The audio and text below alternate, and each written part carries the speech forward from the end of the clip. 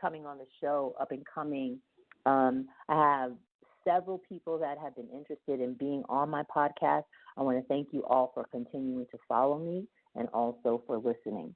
Let's get back into some of this hot topics. I was talking briefly, and I want to go into this because I think it's just like super, super informative when it comes to what's going on with Tekashi 6ix9ine.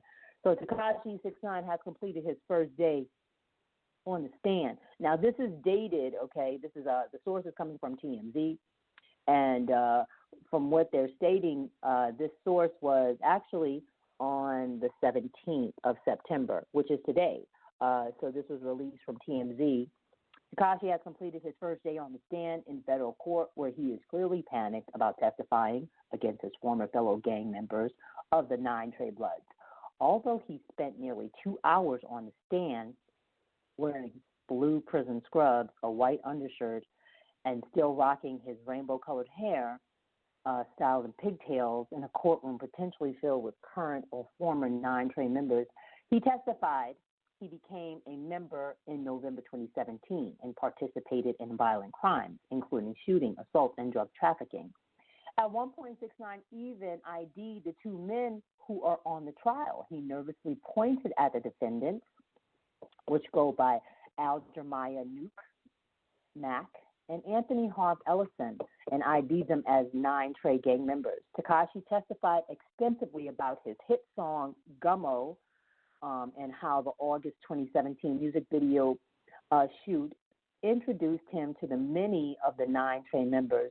For instance, he says he first met Equal Billy and told him he wanted to do a music video with authentic gang members. Tekashi says on the day of the shoot, he bought 3 dozen red bandanas for them to wear on the camera. He said this is when he met Shotty, who became Tekashi's manager.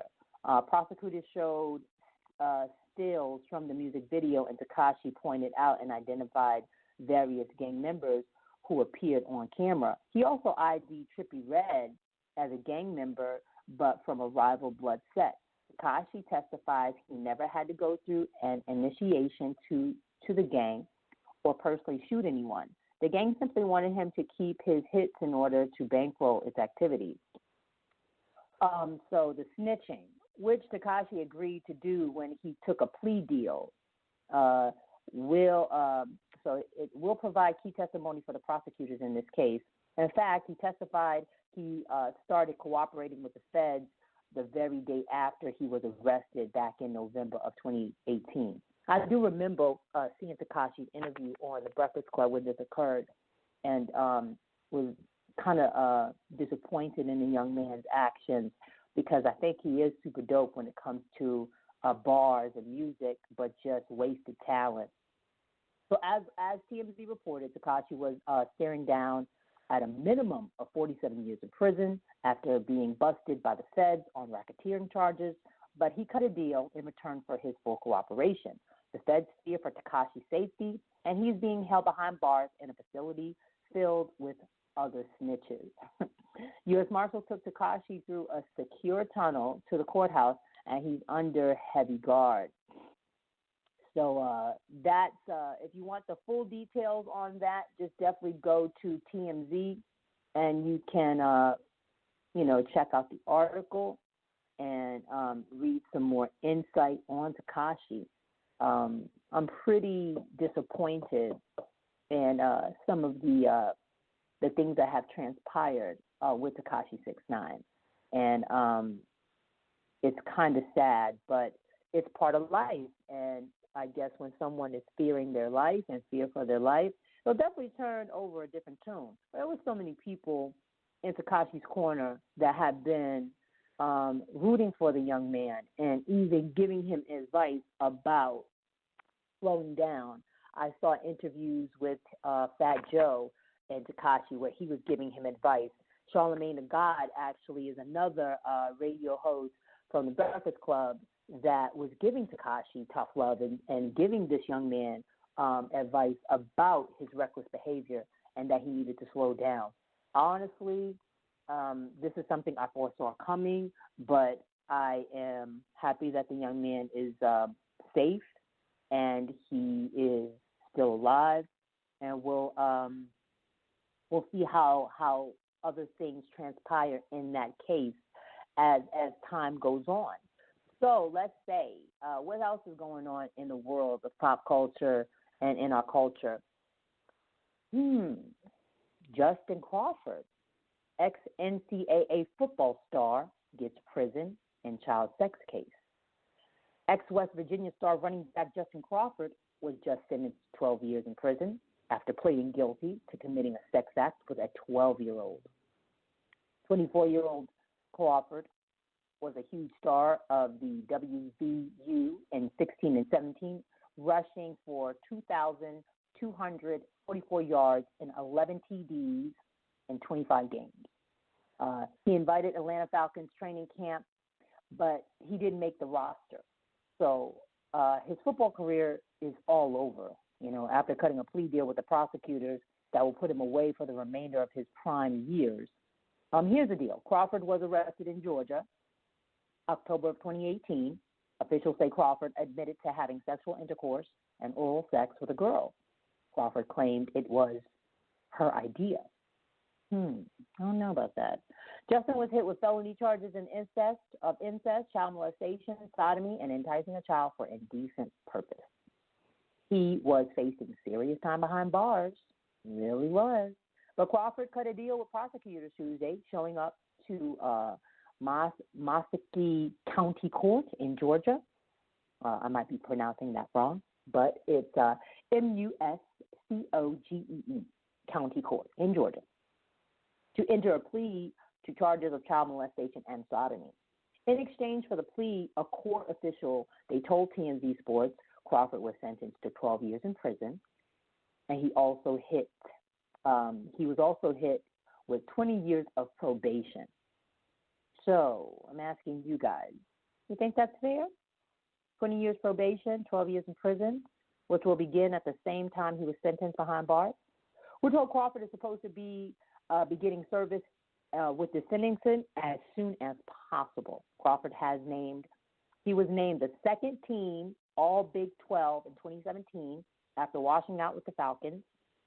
He briefly played for the Atlanta Legends of the AAF in 2019. The league shortly folded. And in other sports news, man, what is going on in the world of sports with some of these men? This is terrible. Antonio Brown, he's denying new sexual misconduct allegations. Antonio Brown he adamantly admits and denies new allegations. He got naked and hit on a female during a 2017 encounter, despite allegations in Sports Illustrated article. Antonio Brown has received or reviewed the sexual misconduct allegations made by an unnamed artist, including in a recently published Sports Illustrated article, and denies that he ever engaged in such activities. Brown's attorney, Darren Heitner, tells us there will be no further comment at this time. So we're going to keep you posted on things such as that, because when things like this are happening, and we understand, guys, young women are attracted to older men, and this has been something that has been going on for the ages. I do understand. But what we're not going to do is continue to condone that. This is somebody's child. This is somebody's daughter. This is somebody's sister. And men nowadays, no matter what age you are, self-control is just necessary, brothers. And you little girls 12 years old are definitely off limits. Look at R. Kelly. R. Kelly is behind bars currently because of some of the things that he has done, and at one time didn't even think that anything was going to happen to him. He called himself the Pied Piper. He considered himself untouchable. And now look at him. So there's other things going on with R. Kelly. Sources in the Chicago Sun-Times, a woman who posted bond for R. Kelly can't get her $100,000 back, the judge rules. And this is coming from the source of the Chicago Times. A woman who posted bond for R. Kelly earlier this year will not be getting her money back, at least not immediately, a Cook County judge ruled Tuesday. Her name is Valencia Love. She put up $100,000 in February. She had met the singer on a boat cruise. According to a friend of Kelly, Kelly had spent 3 nights in the Cook County jail after being arrested in February. The money bought his freedom for a while. He later was arrested on federal charges. Love filed a motion because she wants that money back. Who wouldn't? That's $100,000. I want my money back. Her attorney appeared in court Tuesday as a status hearing in Kelly's state criminal case. He told the judge his client had no knowledge of federal investigations in New York or Illinois when she posted bond, and that Kelly is a man of vast resources.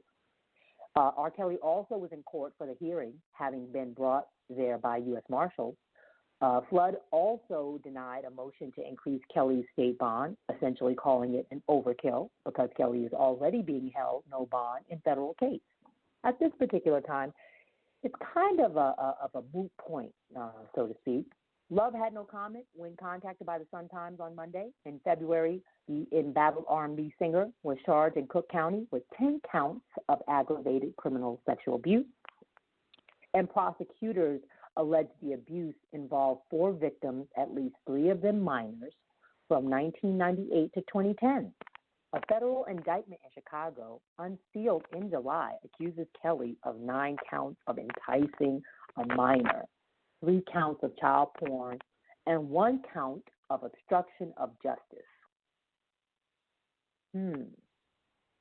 So, what do you got to say about things like that? I take a moment to reflect. I take a moment to say, shame on you. Shame on you. Shame on you. I understand we have so many things going on in this world, and the enemy is very busy. And when I mean the enemy, I mean Satan. And I am not going to get deep, and I am not going to go there, but be aware of your surroundings, people. Be very mindful of who you leave your children with. Be very mindful of what your children are doing on their smartphones, on their iPads. How are they engaging on social media? And sometimes social media is not the end of all ends, people.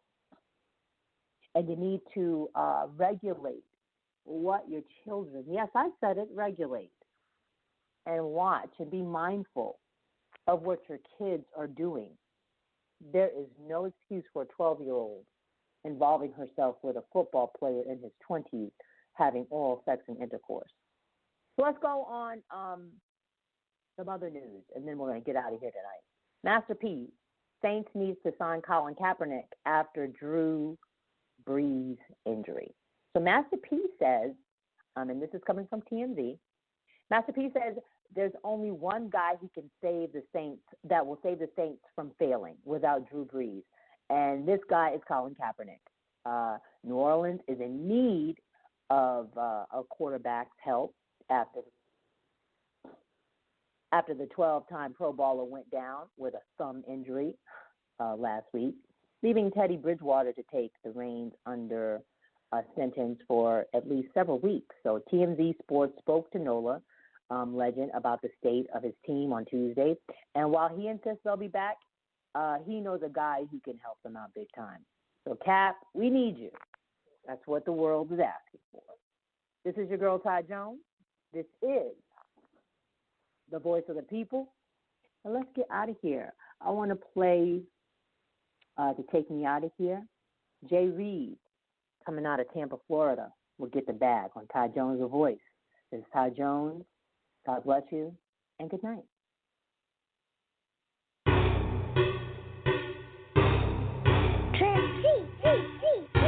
Hopping out the jack, 200 on the dash, man, I don't mean to brag, all I do is get the bag, $1 million swag, but I ain't never lag, you can tell by my rag, all I do is get the bag, haters stay mad, pen to the pad, anytime I'm in the lab, all I do is get the bag, look, get the bag, get the bag, get the bag, get it, now get the bag, get the bag, get the bag, get it, read, about time that they notice me, I make fans go crazy, like Jodeci, hands down, I don't know nobody cold as me. Anesthesia on the beat, then perform surgery.